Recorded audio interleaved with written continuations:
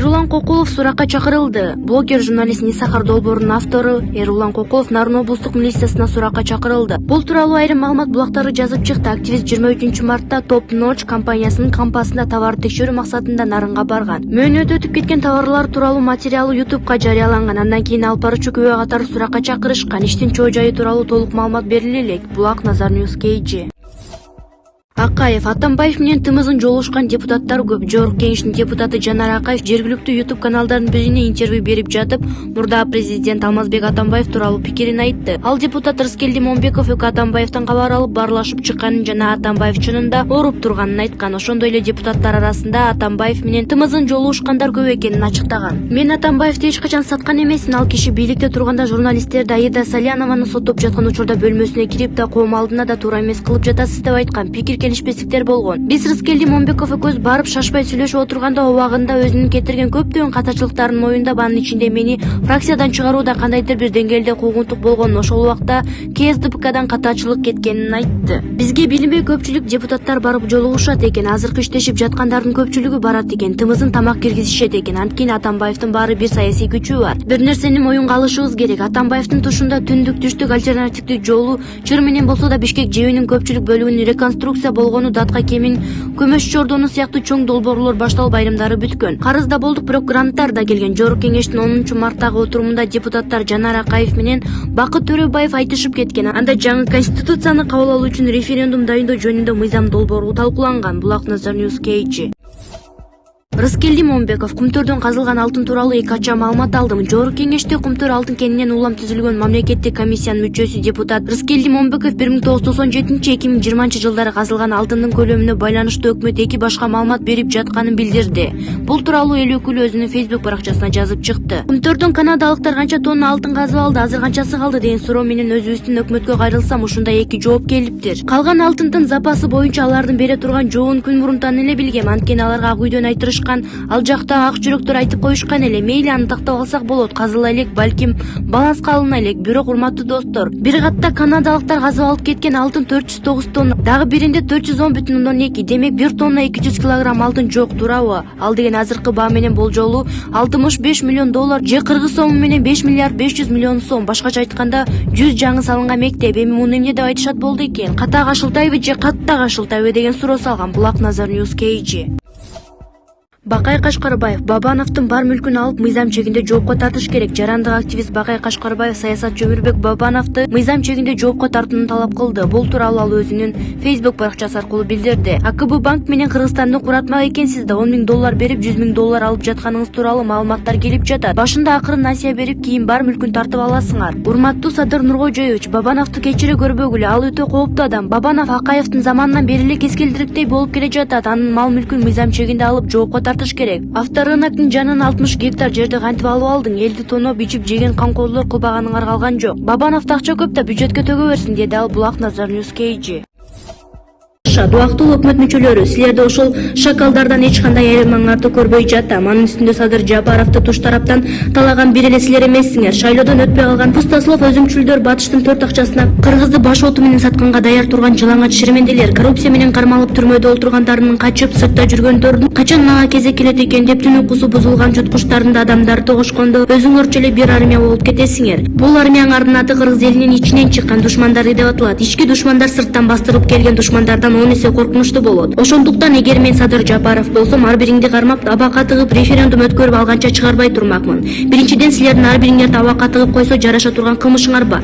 Аны бүткүл кыргыз эли билет. Экинчиден, силер 2013-жылы түштүк кыргыздарды референдумга катыштырбаш үчүн түштүк согушун атайын ойлоп чыгарган эл бузарлар болосуңар. Андан соң түштүк окуясын 3 жолу комиссия текшерип, давно эле тыянак чыгарган деп тантырапсыңар. Билебиз кантип текшерип, кандайча тыянак чыгаргандарын. Кыргызстанда кыргыз улутундагылар азчылык улут болгон өзбектерди батырбай кордогон үчүн согуш чыкты деп дүйнө жүзүнө кыргыз элинин мыкачы көрсөткөн тыянагыңарды айтып жатасыңар. Уяты жоктор. Же болбосо өзүңөрдөн башкалардын эч нерсе түшүнбөгөн, айдаган жакка баса берген мал деп ойлойсуңарбы? Адамдарды өлүмгө айдап барып куралдуу төңкөрүш жасап, бир сонун иштеп жаткан Байкевди жаманатты кылып кууган силер. 14 шакал биригип 3 бийликти өзүңөр куйгарып, өзүңөр мыйзам чыгарып, өзүңөр аткаруучу бийлик жана ошол эле убакта жазага тартуучу бийлик болуп алганыңарды эл түшүнбөйт деп жатасыңарбы? Өзүңөр өлкөнү керегенче уурдап, ошол эле убакта кылмышыңарды өзүңөр жаап жашырып, бардык кесепетти айтыбай Киевке жүктөп байыганыңар кылмыш эмне? Түштүктө согушту баштаган силер, токтотуп калбаган силер, комиссия түзүп текшерген да силер болсоңор, анда эле силердин ошол чуш сабачы текшергениңерге өзүңөр кайсыл жинди болгон кыргыз ишенет. Садыр Жапаров өлкөдөгү экономикалык саясий окуялардын көңүлдү башка жакка буруу үчүн түштүк окуясын чукуп жатат деп оозу мурдуңар кыйшайбай кантип сүйлөп жатасыңар? Кыргыз элинин башына келген зыянкечтер Садыр Жапаров түштүк окуясы иликтенет деген сөздү бүгүн эле айтып жаткан жок. Президент боло элегинде так айтканда эле эл менен жолугуш учурларда да айтып келген. Тескерисинче сен бузукулар референдум өтпөй калсын деген максатта бардык ыплас арам өнөрлөрүңөрдү ишке салып жатпайсыңарбы? Көзүңөр агып түшүп карама көр болуп калгыр Кудай урган апаттар. 5-октябрда Садыр Жапаров менен Камчыбек Ташиевди колдоп чыккан калың элди көрбөдүңөрбү? Карапайым элдин 30 жылдан бери топтолгон зарын сезбедиңерби? Эмне ошол эл бүгүн таркап кетсе эле жок болду же болбосо башка жакка көчүп чыгып кетти деп ойлоп жатасыңарбы? Биз азыр чек араны чычкан жорголотпой кайтарган солдаттай эки кулагыбыз тикчип көзүбүз жумбай бул шакалдар эмнени баштап жиберет экен деп дайым даяр болуп күтүп жатабыз. Эгер эле кара ниет аракетиңерди ишке ашырабыз десеңер, ошол күнү энеңерди бул дүйнөгө туулганыңарга пушайман жейсиңер. Биз эми президентибиз Садыр Жапаровдун куугун туктабай, айта бергиле камабаймын деген сөзүнө карап отурбайбыз. Ар бириңди үйүңөрдөн болсо да сүйрөп чыгып, чыныгы кыргыздардын кагазга жазылбаган жазалоо мыйзамы менен көзүңөрдү ачабыз. Себеби биздин да кыжырыбыз кайнады. Садыр Жапаров, Камчыбек Ташиев булар чортамандар, тандаган колдогон, шайлаган элдик бийлик эч кандай топтолбогон шакалдар каршы чыга албайсыңар. Так что эсиңер барда этеңерди жап, корккон мурда муш көтөрөт болбой үйүңөрдү жаткылап пысып. Кезегиңер келгенде Ташиев ар бириңерди чакырат. Ташиев кылмышка көз жумуп кое турган жигит эмес. Кудай өмүрүн, ден соолугун бекем кылсын деп Шаумурза Бирокулов өзүнүн Facebook баракчасына жазды. Баса, ШУМДУК инфо каналына катталган соң коңгуроону дагы басып иштетип койгонду унутпаңыздар. Эл чындыкты билсин.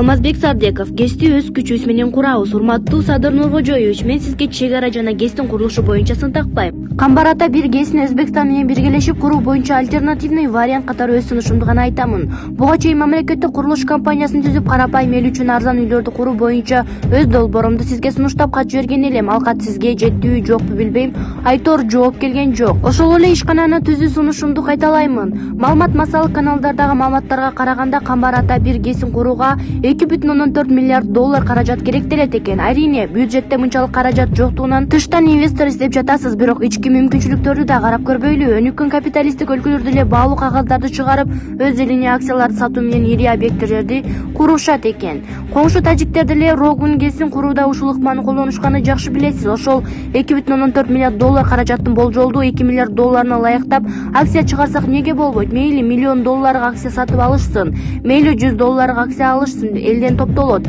Ал эми калган 400 миллион доллар каражатты мен сизге мурдагы жеке катымда сунуштаган жол аркылуу үнөмдөөгө болот.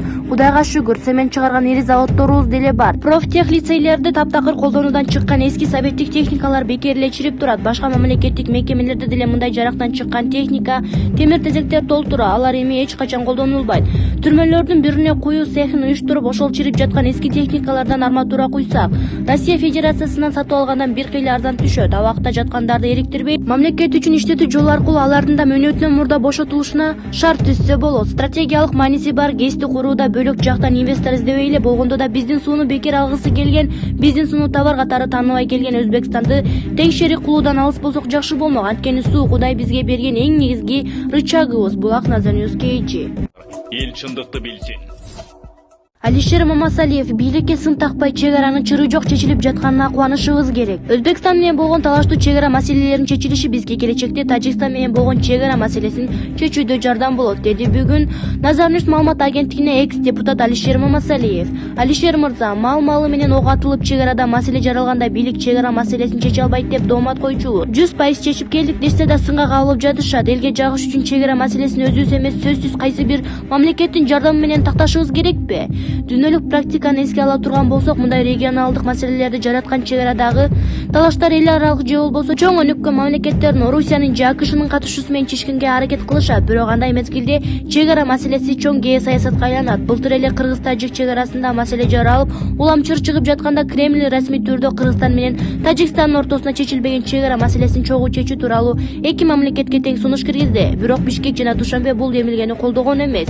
Ошондой эле Алмазбек Атамбаевдин мезгилинде 2016-жылдын март айында кыргыз-өзбек чек арасында олуттуу чыр чыкканда Атамбаев ОДКБга кайрылууга мажбур болгон. Бул сапар 30 жылда чечилбеген чек ара маселесин Садыр Жапаров жана Шавкат Мирзиев бүт саясий жоопкерчиликти мойундарына алып чечүүнүн аракетин башташты. Бул эки тараптуу келишим Кудай буйруп ишке ашса тарыхый окуя болот. Бирок жер суу сактагычтарды алмашуу жолу менен ишке ашат деп кооптонуп, ал турсун жаңы бийликти сындагандар чектен чыгып жатат го. Менимче өз ара жеңилдиктер жер алмашуу болбосо бул маселени эч качан өзүбүз чече албайбыз. Ансыз да чек арада чыр чыгып ого атылган сайын ошол жердеги жарандарыбызды, чек ара кайтарган азаматтарыбызды ойлоп жүрөгүбүз ооруучу. Ошол үчүн ар кайсын айтып жаңы бийликке доомат койгондон мурун чек аранын чыры жок чечилип жатканына кубанышыбыз керек. Бирок суу сактагычтарыбыз кетип жатат деген дооматтар да эске алынышы керекпи? Албетте эске алынышы керек. Менин түшүнүгүм боюнча азырынча эки тараптуу келишимдин долбоору гана бар. Ал бекитиле элек. Ал келишим өкмөт парламенттен колдоо табышы керек. Бирок кандай болгон күндө дагы мындай тарыхый келишимдерге кол коюлганда өлкөнүн ичинде гана эмес, айрым Азия өлкөлөрүндө да нааразычылыктар ар дайым болот. Биз аны унутпашыбыз керек. Кыскасы, Өзбекстан менен болгон талашуу чек ара маселелеринин чечилиши бизге келечекте Тажикстан менен болгон чек ара маселесин чечүүдө жардам болот. Булак Назар Ньюс KG. Эл чындыкты билсин.